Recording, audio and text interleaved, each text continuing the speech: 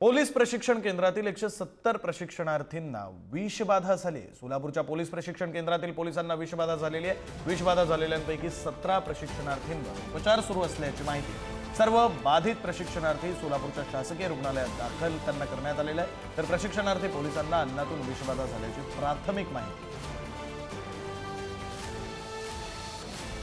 प्रतिनिधी अनिकेत गायकवाड आपल्यासोबत फोन लाईनवरून जोडले गेलेले आहेत। आपण या संदर्भातले अधिकचे तपशील त्यांच्याकडून घेऊया। अनिकेत, धक्कादायक बातमी म्हणावी लागेल। प्रशिक्षणार्थी असलेल्या 170 जणांना विषबाधा होते, अन्नातून विषबाधा झाल्याची प्राथमिक माहिती।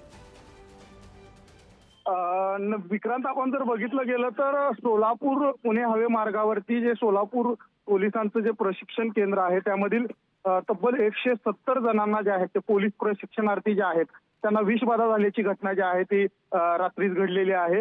विषबाधा झालेल्यांपैकी 17 लोकांवर जे आहेत ते उपचार सुरू आहेत आणि एकंदरीत आपण जर बघितलं गेलं तर सगळ्या 170 लोकांना जे आहे ते सोलापुरातील सिव्हिल हॉस्पिटलमध्ये जे आहे ते आणण्यात आलेलं आहे आणि त्यांच्यावरती देखील प्राथमिक उपचार जे आहेत ते गोळ्या असतील, औषधं असतील, त्यांना जो आहे तो रात्री मोठ्या प्रमाणात उलट्यांचा जो आहे तो त्रास झालेला होता। रात्री मेसचं जे आहे त्यांचं जे जेवण असतं ते जेवण खाल्ल्यानंतरच ही विषबाधा झाल्याची घटना जी आहे ती समोर आलेली आहे।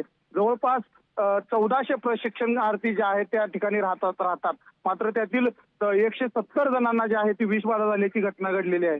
आणि खरं तर आपण जर बघितलं गेलं तर त्यांना आता सध्या सोलापुरातील सिव्हिल हॉस्पिटलमध्ये जे आहेत त्यांच्यावरती उपचार सुरू आहेत आणि त्यांना योग्य ती जी आहे ती डॉक्टरांकडून जे आहे त्यांची दखल घेतली जाते आणि त्यांच्यावरती जे आहे ते उपचार सुरू आहेत। मात्र हे जे आहे ते रात्री मेसचं जेवण खाल्ल्यानंतर या पोलीस प्रशिक्षणार्थ्यांना जे आहे ती विषबाधा झाल्याची घटना घडते।